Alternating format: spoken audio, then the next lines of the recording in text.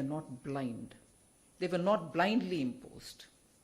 Similarly, the export constraints which we brought in were again trying to make sure the supply and demand balance happens. You don't export away something and then import it again, causing double whammy. So the Atmanirbhar principles, in a way, are also a very powerful tool in managing the supply chains, and therefore indirectly having a bearing on the inflation itself.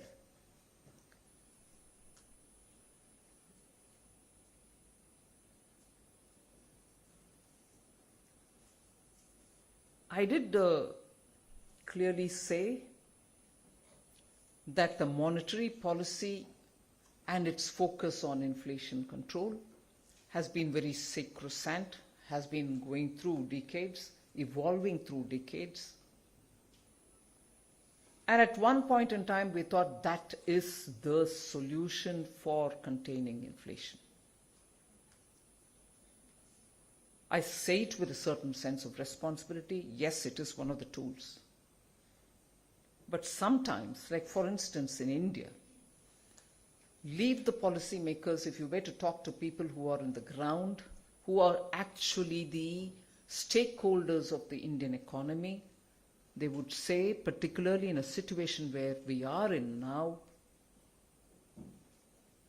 where economic growth will have to be unfettered.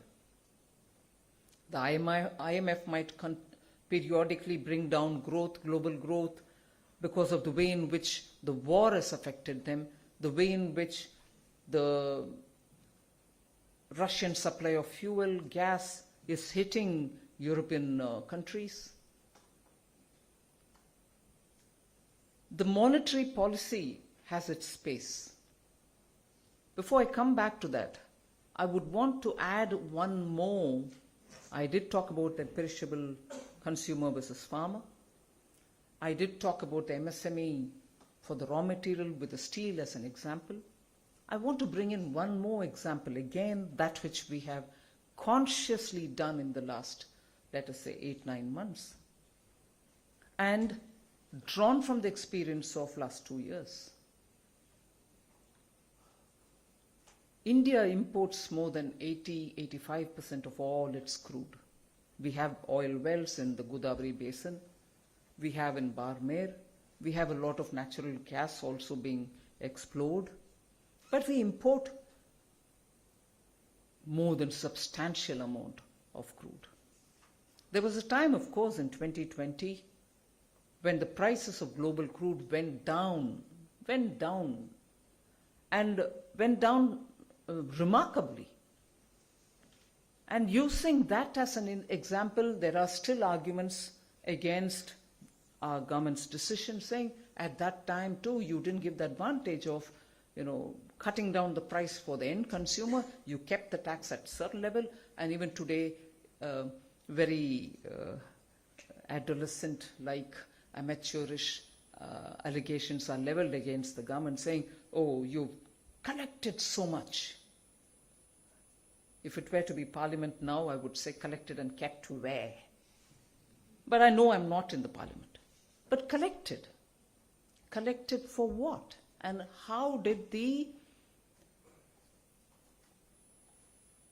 capital expenditure of this government perform between 19 to today? Please have a look.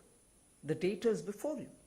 Every budget we present the documents to show how budget was utilized department-wise.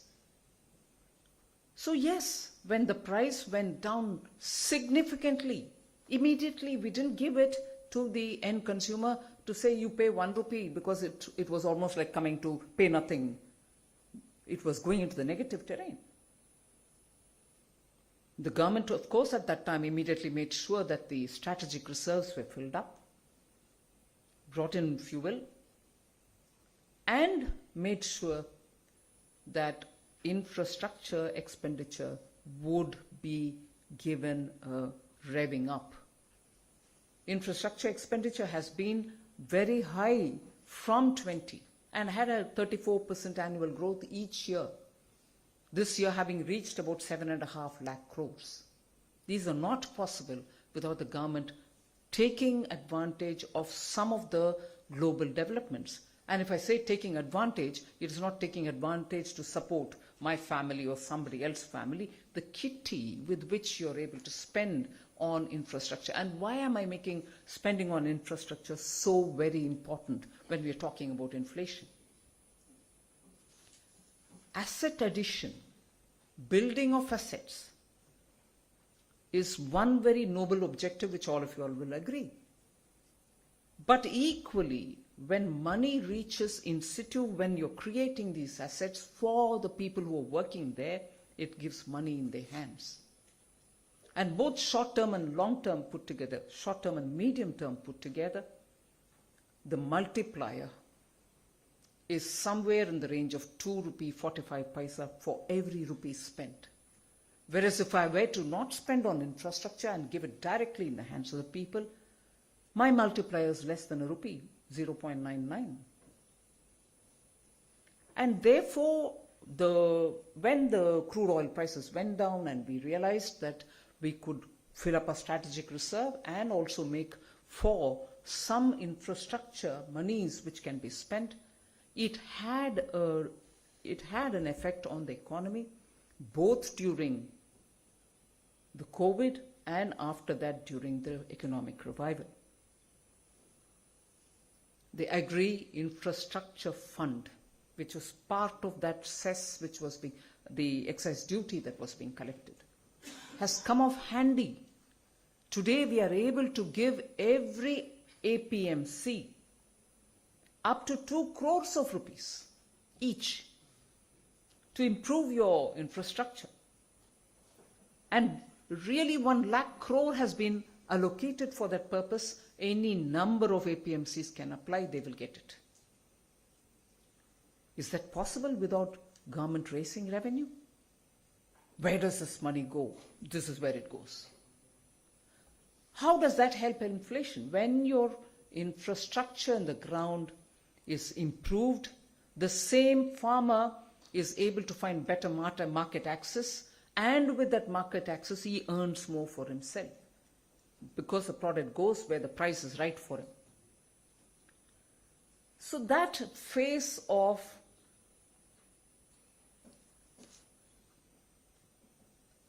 crude oil, buying of crude, supplying, and making sure the economy also benefits is seen through this route. But today when we are, since February of this year, in a situation where global prices were going beyond anyone's affordability, and we take the call in November once and again in April, I think, or early June, of reducing the price. To some extent, of course, it can't be as much as each one of us would want it to be. And at that stage, to take a very strong political decision. I respect the Prime Minister for his courage on this. Get it from Russia. Get it from Russia because they are willing to give you at discount. And how speedily did we ramp it up? Where we were otherwise, our entire import otherwise had only 2% or probably sometimes even lesser than 2% of Russian component into our crude basket. It was ramped up to almost 12 to 13%. All within a couple of months that we are talking about. And why? Why do we need to? Yes, we've cut down the price somewhat. But can it be further strengthened? Can the burden on the Indian exchequer for having to import that much more, at that much more price, can it be handled with a lot more sense of prudence? Will there be a political implication on it? Will there be a political fallout because of that? And that's where I give credit to the statesmanship of the Prime Minister to make sure globally that we did keep our relationship with all countries, but yet managed till today, managed to get the Russian fuel, which is what Japan is doing today, which is what probably Italy and some other countries are doing. So sanctions, wherever they are, sanctions, but countries are finding their own way to get that very Russian fuel, Russian gas. That also is a part of the inflation management.